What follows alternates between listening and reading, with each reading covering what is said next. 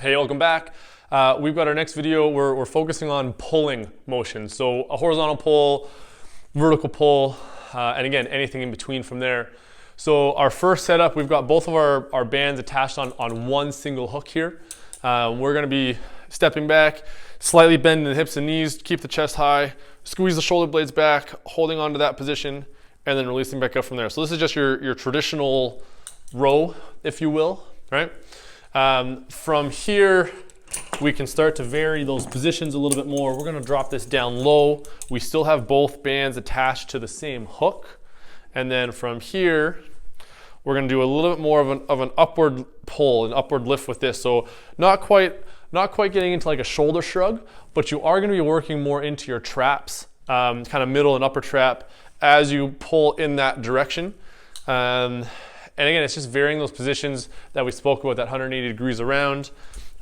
Next, we're gonna get into a high pull scenario. And that's the high pull is just the positioning of the cable. So it's in a high position here. Now, at this point, we're gonna focus a little bit more on a downward angle pull to this. So we're pulling down, elbows are staying low, hands are staying low.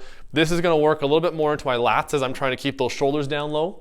If you want to turn this into more of a pull down, at that point then, you're gonna get yourself bent over, arms gonna be overhead, pulling from this aspect right here. All right? So you can change your body positioning to change what aspect of your back you're actually gonna be working. The next thing that actually we'll kind of go through is just widening out where those bands are attached to. So I'm gonna put one band off to the side here. We'll slide one band all the way over to here. So we've got these nice and wide now.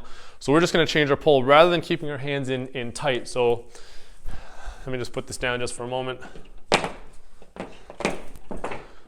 So rather than keeping your hands in here, we're gonna be going for a little bit of a wider pull, right?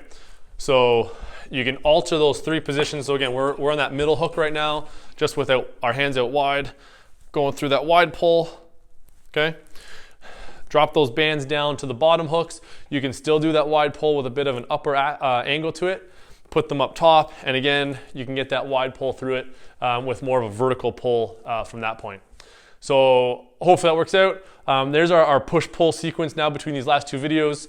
We'll start to elaborate on some other alternatives in the next series.